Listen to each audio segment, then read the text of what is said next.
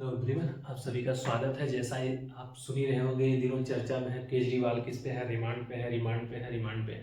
तो रिमांड क्या है? रिमांड इस समय चर्चा में होगा, थोड़ा समझेंगे रिमांड क्या है, कानूनी रूप से रिमांड करते किसे हैं।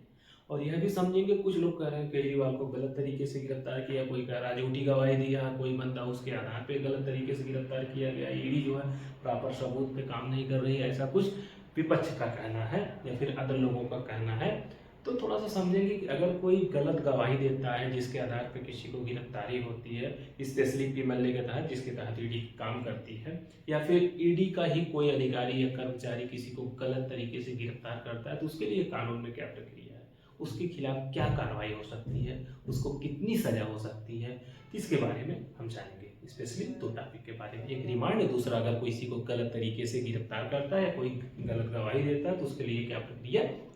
तो पहले समझते हैं रिमांड क्या है। हम रिमांड पे आते हैं।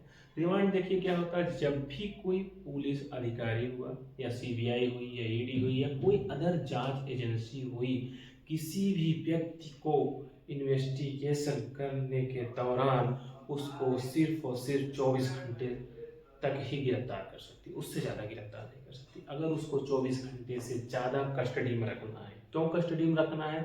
इसलिए रखना है कि भाई इस व्यक्ति से हमको जो पूछताछ करनी थी 24 घंटे में पूर्ति नहीं हो पाई, इसके लिए हमको और समय चाहिए, इसको और कस्टडी में रखेंगे तो हम और कुछ सबूत निकाल पाएंगे या इससे पूछताछ कर पाएंगे।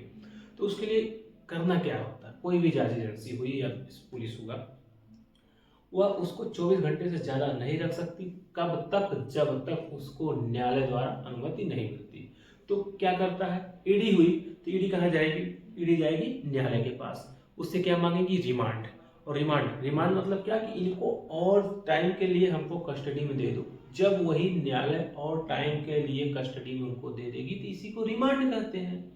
यानी जब न्यायालय किसी पुलिस अधिकारी को या ईडी को या सीबीआई को या अदर जांच एजेंसी को इन्वेस्टिगेशन करने के लिए किसी व्यक्ति को कस्टडी प्रोवाइड करती है, अभिरक्षा प्रदान करती है, इसी को रिमांड कहते हैं। तो इस समय न्यायालय ने जो है केजरीवाल को ईडी को प्रोवाइड कर दिया है, अभिरक्षा दे रखा है। ठीक है, तो थोड़ी सी प्रक्रिया समझते हैं। रिमांड जो है कितना दिन तक हो सकता है? क्या साल भर, 2 साल, 3 साल तक रिमांड हो सकता है? तो नहीं, सिर्फ और सिर्फ मैक्सिमम 15 दिन, ज्यादा से ज्यादा 15 दिन तक ही रिमांड दे सकता है कोई भी न्यायालय।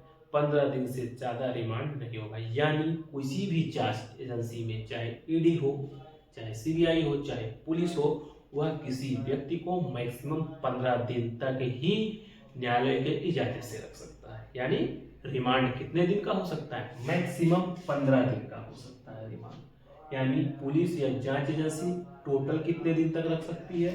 एक तो होगा 24 आवर बिना किसी कोर्ट या न्यायालय की अनुमति से रख लेती है, यानी एक दिन ये हो गया, और 15 दिन न्यायालय की अनुमति से रख सकता है। तो टोटल कितना दिन रख सकता है? 16 दिन। यानी कोई भी जांच एजेंसी, ईडी, सीबीआई या पुलिस क्या कर सकती है? किसी व्यक्ति को मैक्सिमम 16 दिन तक रख सकती है। 24 घंटे जो अपने से रख पाती है और जो 15 दिन न्यायालय के अनुमति से रखती है। यही हुआ रिमांड, इसी को रिमांड करते हैं। यानी किसी भी हाल में केजरीवाल 15 दिन से ज्यादा रिमांड में नहीं रहेंगे।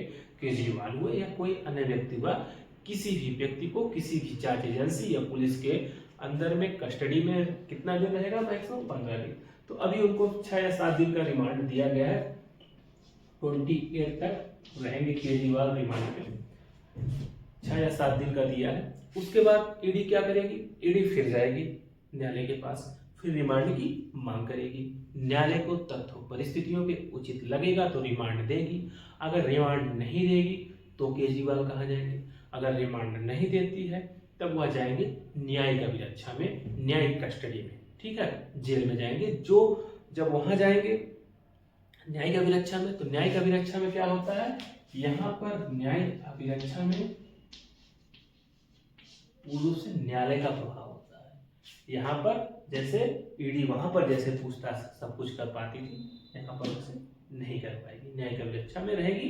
यानी जब तक कार्रवाई चलेगी या जब तक उनको बेल नहीं हो जाती तब तक कस्टडी में रहेंगे, लेकिन ईडी की कस्टडी में रह के न्यायिक अभिरक्षा न्यायिक कस्टडी में रहेगी। थोड़ी सी बात और समझते हैं। जो तथाकथित रूप से लोग कह रहे हैं कि भाई गलत तरीके से गिरफ्तार किया गया, गलत कोई गलत गवाही दिया है, ऐसी कुछ बातें हो रही हैं, तो हम पीमल्ले को समझते हैं, ईडी को समझते हैं, जिसके तहत ईडी काम करती है पीमल्ले है।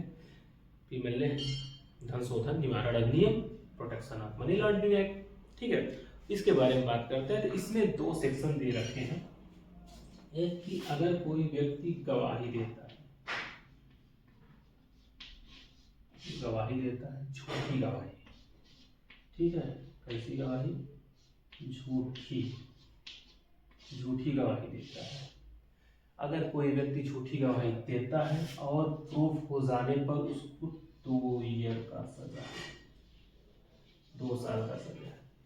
इवन कि अगर कोई ईडी का अधिकारी कर्मचारी जो अथराइज्ड है वो क्या करता है, किसी व्यक्ति को गलत तरीके से क्या करता है, किसी की प्रॉपर्टी सीज करता है, गिरफ्तार करता है, तो उसके लिए भी 2 ईयर का सजा है।